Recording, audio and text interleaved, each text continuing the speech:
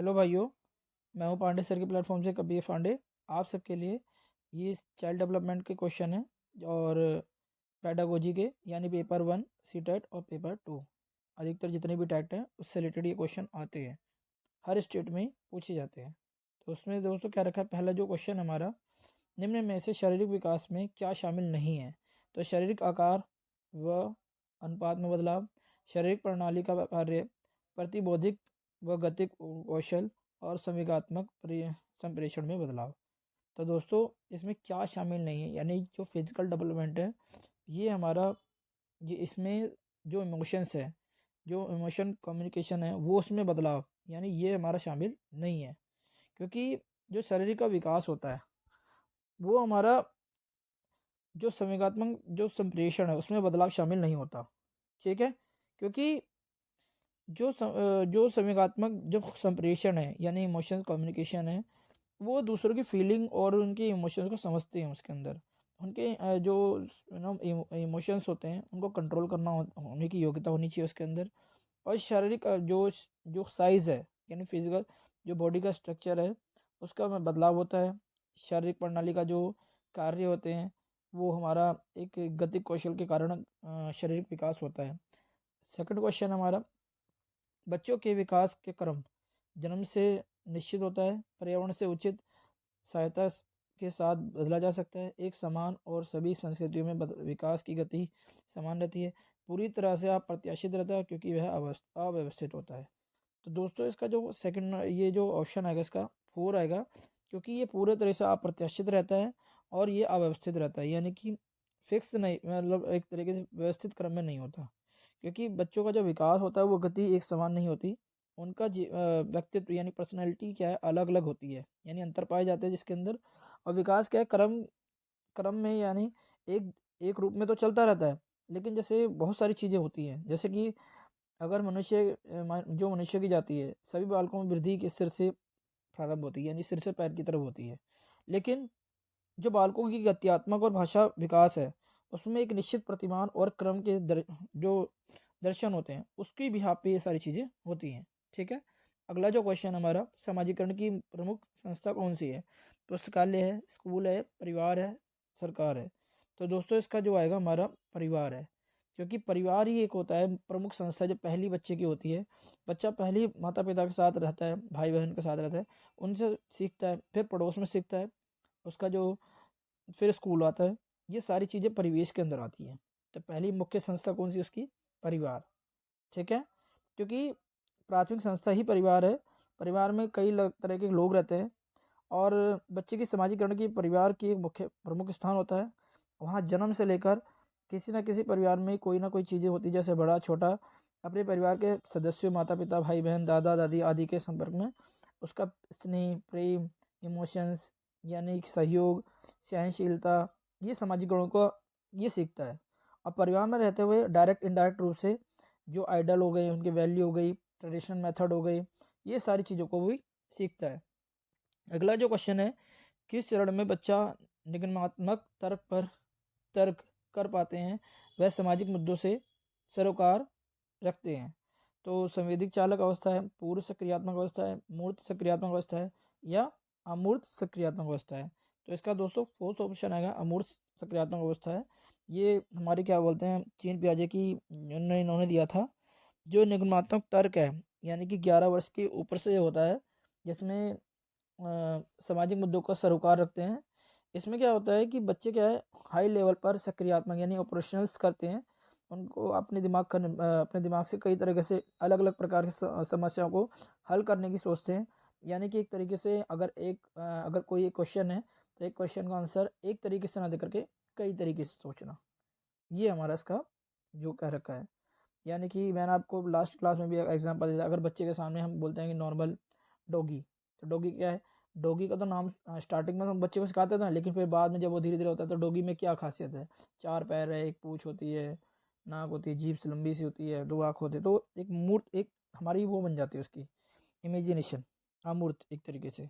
ठीक है, तो उनका बिहेवियर क्या होता है, पहले से अपेक्षा क्या होता है, बहुत मतलब अच्छा होता है और समाज में उनके लिए अच्छा होता है। और इसमें क्या होता है, डिसीजन लेने में जितनी भी हमारी मतलब समस्याएं होती है वो समाधान को हम अपनी तरफ लेकर जाते हैं। ठीक है, अगला जो क्वेश्चन है हमारा फिफ्थ, जीन पियाजे के संज्ञानात्मक विकास की एक प्रमुख आलोचना है कि उन्होंने बच्चों को सक्रिय कर्ताओं के रूप में नहीं देखा। उन्होंने अधिगम्य भाषा में बहुत महत्वपूर्ण प्रस्तावित की। उन्होंने समाज और संस्कृति के प्रभाव को ध्यान में नहीं रखा। उन्होंने इनाम व सजा के प्रयोग को बहुत ज़्यादा प्रमुखता दी। तो इसका जो ऑप्शन आएगा दोस्तों थर्ड आएगा, क्योंकि उन्होंने समाज और संस्कृति के प्रभाव को ध्यान में नहीं रखा। क्योंकि जो जीन पियाजे ने बोला है कि बड़े लेवल पर मानव विकास के संज्ञानात्मक अवस्थाओं का अध्ययन किया जाता है, जिसमें बालक अपने ज्ञान को अर्जित करता है और जिसका एक डेवलपमेंट एक स्ट्रक्चर होता है, उस अवस्था को वो बदलता रहता है और परिमार्जित होता रहता है, यानी कि एक तरीके से हर रूप में वो अपने आप को परिवर्तन करता रहता है। और संज्ञानात्मक सिद्धांत जीन पियाजे ने ही दिया है और विकासात्मक सिद्धांत भी इसी को कहते हैं। ठीक है, अगला जो क्वेश्चन है पियाजे से रिलेटेड है ये भी। पियाजे के अनुसार इनमें से कौन सा कारक संज्ञानात्मक विकास में महत्वपूर्ण भूमिका नहीं निभाता? तो गतिविधि, अन्वेषण, भाषा और जैविक परिपक्वता। तो इसमें दोस्तों भाषा, ये हमारा हिंदी से मतलब लैंग्वेज से रिलेटेड है, क्योंकि वाइगोस्की ने भी भाषा के ऊपर दिया है। क्योंकि जीन पियाजे का मानना है जो संज्ञानात्मक विकास है वो भाषा से स्वतंत्र होता है और विचार भाषा को डिसाइड करता है। और इसके अनुसार क्या है कि भाषा केवल माध्यम प्रदान करती है, यानी एक माध्यम से दूसरे माध्यम अपनी बातों तक पहुंचाना। जिसके बाद जो भी उसकी जो अवधारणा है यानी कि सोच है जो, उसको आगे बढ़ाया जाना चाहिए, जिस पर वो फोर्स करते हैं यानी बल देते हैं कि विचार न केवल भाषा को निर्धारित करते हैं बल्कि उसे बेहतर बनाते हैं।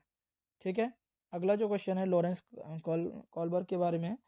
कॉलबर्ग द्वारा दिए गए उत्तर पारंपरिक नैतिकता के पांचवें चरण सामाजिक अनुबंधन अभिविन्यास में व्यक्ति मानते हैं कि वह किसी प्रक्रिया के भौतिक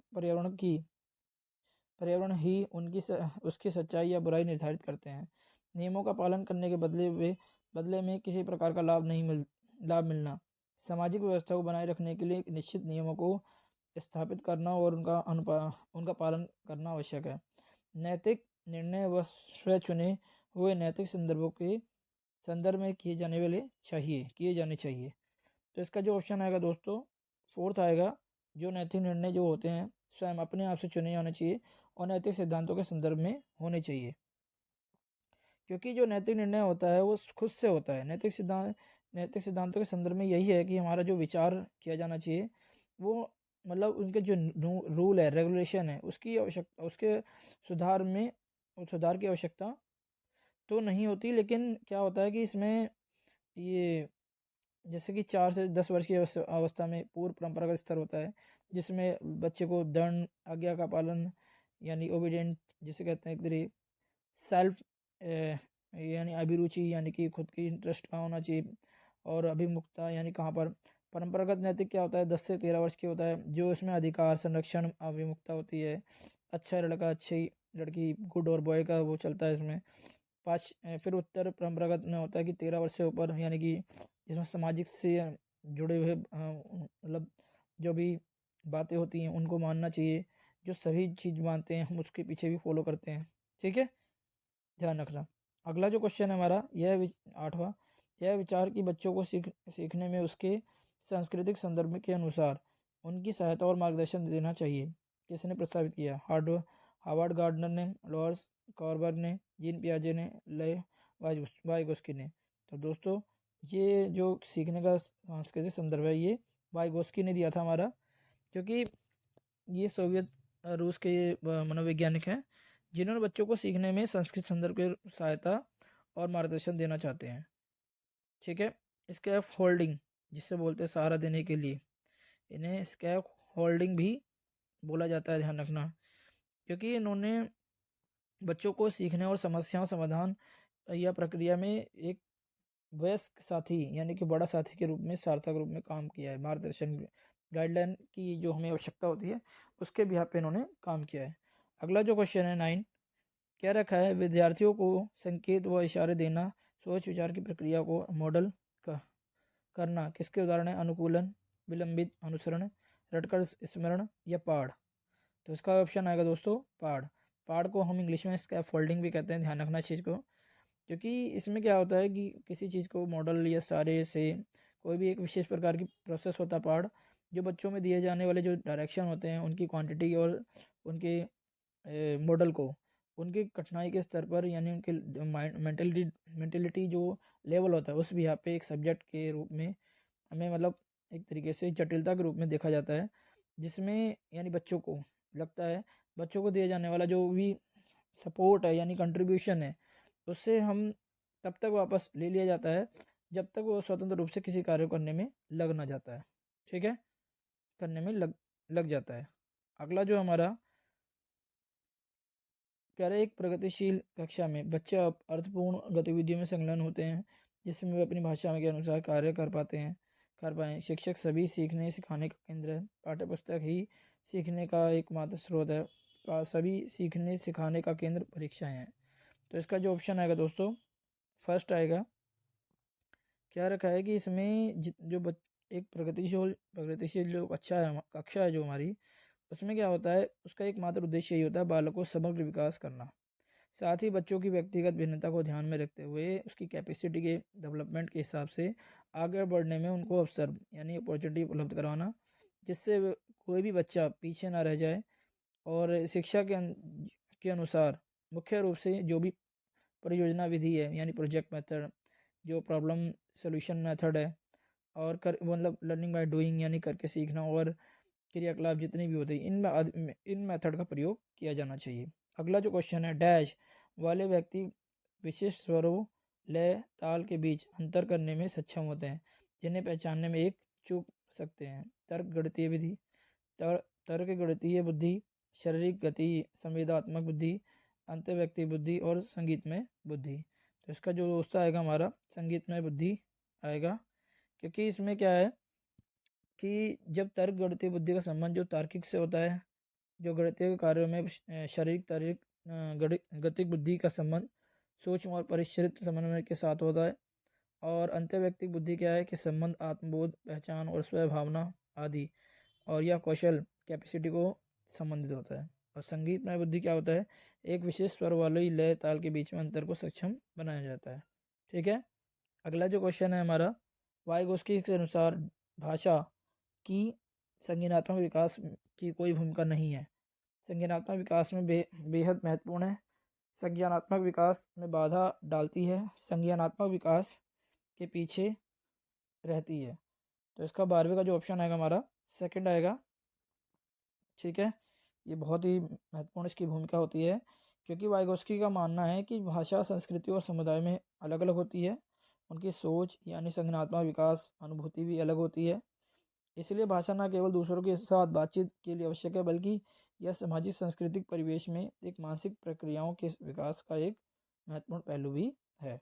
अगला जो क्वेश्चन है हमारा क्या रखा है, माध्यमिक स्कूल के शिक्षकों के लिए एक महत्वपूर्ण है कि वे मीडिया में जेंडर रूढ़िवादिता के चित्रण को आलोचनात्मक रूप से देखने के लिए छात्रों को सक्षम करें। मीडिया एक महत्वपूर्ण समाजीकरण एजेंसी है, कूट। अब क्या रखा है, ए आर दोनों सही है, आर सही व्याख्या करता है एक ही, ए आर दोनों सही है, आर सही व्याख्या करता है, आर ए जो ए की व्याख्या नहीं करता। ए सही है, आर गलत है, ए गलत है, आर सही है। तो इसका 13 का हमारा ऑप्शन हो जाएगा दोस्तों सेकंड। दोनों सही है लेकिन आर ए की व्याख्या नहीं करता। ठीक है, अगला जो क्वेश्चन है बच्चों के आकलन के बारे में यानी 14, बच्चों के आकलन के बारे में निम्नलिखित में से कौन सा कथन सही नहीं है। तो आकलन से बच्चों की तैयारी को परखने में मदद मिलती है, ये तो सही है। आकलन से चिंता और भय पैदा करने में मदद मिलती है, मूल्यांकन नहीं, ये तो गलत है। आकलन विभिन्न साधनों का उपयोग करके किया जा सकता है, ठीक है। मूल्यांकन में सहकर्मी और स्वयं मूल्यांकन शामिल होना चाहिए। तो इसका हमारा दोस्तों सेकंड ही आएगा जो शामिल नहीं है, क्योंकि डर और चिंता हम बच्चे के अंदर नहीं पैदा करते। ठीक है, उनसे क्या होता है कि हम ये पता चलता है कि बच्चे के अंदर कितनी समझ विकसित पैदा हुई, उसने उन्होंने क्या क्या सीखा, एक मूल्यांकन जज के तौर पे किया जाता है। ठीक है, उन्होंने अधिगम जो प्रक्रिया के तहत कितना उन्होंने समझा उस चीज़ को, जो अधिगम जो उसकी परिस्थितियाँ हैं यानी उसके जो एक्सपीरियंस है, उन्होंने कितना उस चीज़ को कौन कौन मेथड से अलग अलग से कैसे उसको एक दूसरे से रिलेटेड किया है। मतलब एक जो टीचिंग होता है वो व्यवस्थित रूप से कितना ढंग से आगे बढ़ने की प्रक्रिया को आगे उन्होंने सफल बनाया है, इस चीज़ को उन्होंने आंका जाता है। ठीक है, अगला जो क्वेश्चन हमारा 15 कह रहा है आकलन सीखने से कैसे जुड़ा है। पहला कह रहा है आकलन और सीखने के बीच कोई संबंध नहीं, ये तो गलत है। आकलन सीखने के अंत में होना चाहिए, नहीं, गलत है। आकलन सीखने का अभिन्न अंग होता है, बिल्कुल, ये भी हो सकता है। और सीखने की को मूल्यांकन के आधार पर निर्देशित किया जाना चाहता है। तो हमारा इसका दोस्तों जबरदस्त सॉलिड जो ऑप्शन है थर्ड है, क्योंकि इसमें क्या अधिगम जो होता है एक ऐसा सोपान होता है जिसमें एक शिक्षक यानी एक टीचर सुनिश्चित करता है कि उसके द्वारा की गई जो शिक्षण व्यवस्था होती है वो सफल रही या नहीं। अधिगम के प्रक्रिया से पहले उसके जो ने डिसाइड किया था, जो भी उसका उद्देश्य था उसने प्राप्त किया या नहीं। और शिक्षक क्या करता है कि बालकों की अभिवृत्ति, उनकी कैपेसिटी, उनकी एबिलिटी के आधार पर ज्ञान का स्तर में पता लगाता है। ठीक है, अगला जो क्वेश्चन हमारा 16 विद्यालयों में समावेशी शिक्षा यानी को किसी व्यक्ति या समूह विशेष के प्रति दृष्टिकोण के परिणाम स्वरूप उपजी भेदभावकारी और बहिष्कारी गतिविधियों को दूर करने का उद्देश्य रखना चाहिए। ये कहीं हद तक बहुत अच्छा ऑप्शन है। अगला ऑप्शन देखते हैं, कह रहा है समावेशी शिक्षा को विशिष्ट अधिगम आवश्यकताओं वाले बच्चों के समूह की पहचान करनी चाहिए और उनके वर्गीकरण करना चाहिए। ये तो गलत है, क्योंकि समावेशी शिक्षा फिर होगी नहीं वो, क्योंकि सभी बच्चे एक साथ पढ़ते हैं, चाहे वो विशिष्ट बच्चे हों, चाहे नॉर्मल बच्चे हों, चाहे अब नॉर्मल हो। क्या रखा है, समावेशी शिक्षा को केवल उन्हीं बच्चों के लिए विशेष प्रावधान करना चाहिए जो सामान्य नहीं है। ये भी गलत है। समावेशी शिक्षा को बच्चों की अकादमिक योग्यता के आधार पर नहीं, गलत है। तो दोस्तों ओनली फर्स्ट ऑप्शन आएगा, जिसमें हम बिना भेदभावपूर्ण सभी बच्चों को एक साथ पढ़ाएं, उनकी समझ को विकसित करें और वो एक साथ बढ़ें। ठीक है, क्योंकि इसमें क्या होता है कि जितने सारे बच्चे नॉर्मल यानी सामान्य में टैलेंटेड बच्चे, स्पेशल जो स्पेशल बच्चे होते हैं, जो स्पेशल नीड्स जिसे बोलते हैं, और इसमें क्या है कि सभी को एक साथ रख करके उनकी अवसर को, अपॉर्चुनिटी को आगे बढ़ाना चाहिए, जिससे क्या होता है उनकी जो एजुकेशन लेवल पर उनके बिना भेदभाव को रोक कर, बिना भेदभाव के उनको आगे बढ़ने का मौका देना चाहिए। और जितने भी विशिष्ट बालक हैं उनको भी सामान्य बालकों के साथ शिक्षा देने का अधिकार होना चाहिए। अगला जो क्वेश्चन है हमारा 17 कह रहा है शिक्षक बच्चों को रचनात्मक रूप से सोचने के लिए प्रोत्साहित कर सकते हैं। उन्हें किसी समस्या को हल करने के लिए विभिन्न तरीकों के बारे में सोचने के लिए कहकर, नहीं, गलत है। उन्हें उत्तर रटने के लिए कहकर, ये भी गलत है। प्रत्यास्मरण पर आधारित प्रश्न पूछकर, कहीं हद तक हो सकता है। उन्हें किसी समस्या के एक पहलू पर ध्यान केंद्रित करने के लिए कहकर, ये गलत है। तो ओनली दोस्तों 17 का हमारा थर्ड ऑप्शन आएगा, आई थिंक। एक मिनट रुक जाओ, कह रहे सोचने के प्रोत्साहित करना उन्हें हल करने के लिए विभिन्न तरीकों, हाँ दोस्तों, इसका जो पहला ऑप्शन है और तीसरा ऑप्शन है, पूछ कर तो नहीं होगा किसी आधारित, मैं थोड़ा वो हमें चला गया। इसका क्या आएगा, फर्स्ट ऑप्शन आएगा, क्योंकि जब हम उनको समस्याएं देंगे तो अलग अलग तरीके से वो सोचेंगे, क्योंकि हर बच्चे का एक तरीके दिमाग नहीं होता, माइंड एक जैसा नहीं होता। ठीक है, क्योंकि जो रचनात्मक विद्यार्थी होता है वो उच्च विकास यानी एक हाई डेवलप जो सोल्यूशन डेवलप्ड प्रॉब्लम होती है उसको सुलझाने में उसकी कैपेसिटी कितनी है, उसकी जिज्ञासा क्या है, वो कैसे अपने विचारों को एक इमेजिनरी पॉइंट पे लेके जाता है, फिर वो अपनी कैपेसिटी के बिहाफ पे वो एक आंसर लेकर आता है, फिर वो अपने बताता है कि हाँ ये ऐसे भी हो सकता है सर, ये होगा सर, फिर टीचर उससे पूछता है तो उससे पता चलता है कि बच्चे की कितनी समझ विकसित हुई। ठीक है, अगला जो हमारा क्वेश्चन है 18 कह रखा है कि कक्षा में विविधता को पोषित करने के लिए शिक्षकों को किस पर ध्यान देना चाहिए, पृथकीकरण पर, नामीकरण पर, नकारात्मक भेदभाव या समता पर। तो 18 का हमारा ऑप्शन होगा दोस्तों, इक्विटी पे ध्यान देना चाहिए, समता पर, क्योंकि इसमें क्या होता है कि जो सभी बच्चों को समान बिहेवियर होना चाहिए उनके साथ, और उन्हें आगे बढ़ने के लिए अपॉर्चुनिटी प्रोवाइड करनी चाहिए, जिससे वंचित वर्ग या विविध जो पृष्ठभूमि के जो बच्चे होते हैं अलग अलग जगह के, उनको एक शिक्षा का एक मुख्य मतलब एक्ट के तहत उसको सबको शामिल करना चाहिए। ठीक है, अगला जो क्वेश्चन हमारा 19 पहले से सीखे हुए कार्यों में सुधार लाने के लिए शिक्षक बच्चों को प्रदर्शन देकर सिखा रहा है, वह शिक्षण की डैश विधि का प्रयोग कर रहा है, अवलोकन, संशोधन, प्रतिरूपण और अनुकरण। तो दोस्तों इसका ऑप्शन आएगा हमारा अवलोकन, यानी कि फोकस। ठीक है, क्योंकि इसमें क्या होता है कि जो पहले से बच्चे सीखे हुए होते हैं उनको कार्य में सुधार लाने के लिए टीचर को क्या करना चाहिए, परफॉर्मेंस दे करके सिखाना चाहिए। यह शिक्षण विधि होती है हमारी, यानी अवलोकन शिक्षण विधि जिसे कहते हैं। इसमें क्या है, पूर्व में जो किए गए जो लर्निंग होती है उसी के अनुरूप स्टडी कराना चाहिए, जिससे बच्चे की समझ पहले से विकसित बनी रहे और वो गलतियाँ करने में कम चांसेस होते हैं। ठीक है, उसका कॉन्फिडेंस लेवल भी बड़ा होता है। अगला जो क्वेश्चन है 20, क्या रखा है अभिकथन में, गुड़ज वैकल्य से जूझ रहे विद्यार्थी को उपयुक्त सामग्री जैसे कि हस्त कौशल युक्त वस्तुएं, गणक को यंत्र गणित के ऐप उपलब्ध कराना महत्वपूर्ण है। तर्क, कार्यशालीनता से जूझ रहे स्वार्थी विद्यार्थी गत्यात्मक क्रियाओं को बार बार दोहराते हैं। कूट, ए आर दोनों सही हैं, आर ए की व्याख्या करता है। ए आर दोनों सही हैं, आर ए की व्याख्या नहीं करता। ए सही है, आर गलत है। ए आर दोनों गलत है। इसका जो ऑप्शन आएगा दोस्तों सेकंड आएगा, जिसमें हमारा ए आर दोनों सही है पर आर ए की व्याख्या नहीं करता, क्योंकि गणना करने और गणितियों को समझने के सक्षम होना हो सके और स्वाधीनता से जूझ रहे जो गत्यात्मक क्रियाओं पर बार बार दोहराते हैं, ऐसा क्या होता है, मनोविकार होता है, जिसमें ग्रासित बच्चे जो होते हैं वो व्यक्ति जो स्वयं में अपने आप में लीन रहते हैं, किसी से मिलनसार नहीं होते और सामाजिक में संपर्क यानी कि बात करने में असमर्थ होते हैं। ठीक है, इससे क्या होता है, उनकी गत्यात्मक क्रियाओं को दोहराना और दोहराव युक्ति व्यवहार से लक्षण दृष्टिगोचर होता है, यानी नजरिया उसका बहुत पीछे होता है। ठीक है, अगला जो क्वेश्चन है हमारा, समस्या समाधान की प्रक्रिया में बाधा उत्पन्न होती है, सादृश्य सोच, अनुभव पे आधारित साधन अंतर विश्लेषण और कार्यात्मक स्थिरता। इसका जो ऑप्शन आएगा दोस्तों फोर्थ आएगा, कार्यात्मक स्थिरता आएगा। इसमें क्या होता है, जो समस्या समाधान होता है वो हमारी एक नॉर्मल जो सामान्य जनरली जिसे कहते हैं कार्यात्मक स्थिरता, संकीर्ण जो एक जटिल मेंटेलिटी का एक प्रदर्शन होता है, जिसमें क्या होता है कि समस्या का जो एक पॉसिबिलिटी होती है, केवल एक ही उत्तर होता है कि वह मनोदशा मतलब एक अपने मन में एक धारणा बनाते हैं उस समस्या का समाधान खोजने के लिए एक ऑप्शन ढूंढते हैं। बस वो जैसे उसका जैसे कि हम कोई मेंटलिटी का यूज़ करते हैं तो हम सोचते हैं नहीं ऐसा नहीं ऐसा हो सकता है, ऐसा नहीं ऐसा हो सकता है, तो हम मनोधारणा बनाते हैं अपने में। तो इसी को हम सादृश्य सोच के रूप में अनुभव या साधन अंत के विश्लेषण के आदि कारक समस्या समाधान प्रक्रिया में महत्वपूर्ण होती है हमारे लिए। अगला जो है क्या रखा है, जो शिक्षक यह जानते हैं कि क्षमता निश्चित नहीं और उसके और प्रयास करके उसे बदला जा सकता है, वे छात्रों को स्कूलों में अपने प्रदर्शन में सुधार करने के लिए प्रेरित करने की संभावना प्रस्तुत करते हैं।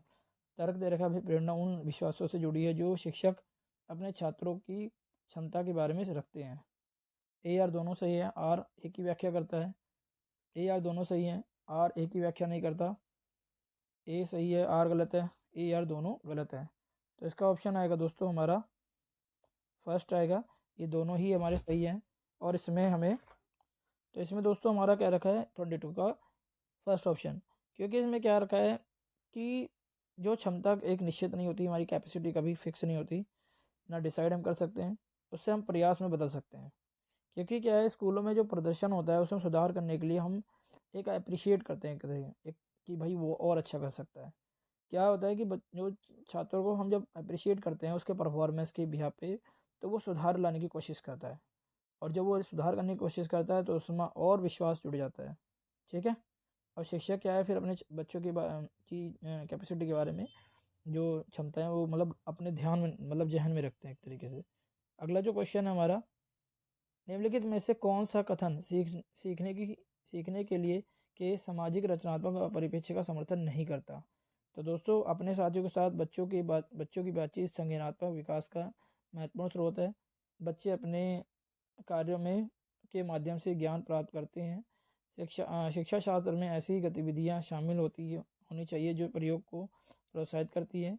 मूल्यांकन शिक्षण के अंत में ही किया जाना चाहिए। इसका जो ऑप्शन आएगा दोस्तों 4 आएगा, क्योंकि जो मूल्यांकन होता है वो क्या है लास्ट में ही किया जाता है, लेकिन जो इसका ऑप्शन नहीं बताना ये हमारा आएगा, क्योंकि मूल्यांकन साथ साथ चलता रहता है। ये चीज़ को आप ध्यान रखना, क्योंकि अंत में करने से कोई फ़ायदा नहीं है, क्योंकि बच्चे में कितना समझ आई, क्या आया, क्या सीखा उन्होंने पूरे साल, ये सारी चीज़ें भी ख़त्म हो जाती हैं। ठीक है। क्योंकि क्या होता है कि जब बच्चे अपने कार्यों के माध्यम से ज्ञान की प्राप्ति करते हैं और जब वो पैडागोजी की यानी कि शिक्षा शास्त्र की गतिविधियां शामिल होनी चाहिए जो उसको प्रोत्साहित करते हैं, उसको सीखने में सामाजिक रचनाएं ये जो भी यानी कि एक्सपेरिमेंट में लेकर आते हैं। ठीक है। अगला जो हमारा है 24, अर्थपूर्ण अधिगम सुनिश्चित करने के लिए विद्यार्थियों से यह अपेक्षा की जानी चाहिए कि वे ज्ञान को ठीक उसी तरह से पुनरुत्थित करें जिसे जैसे उन्होंने उसे ग्रहित किया।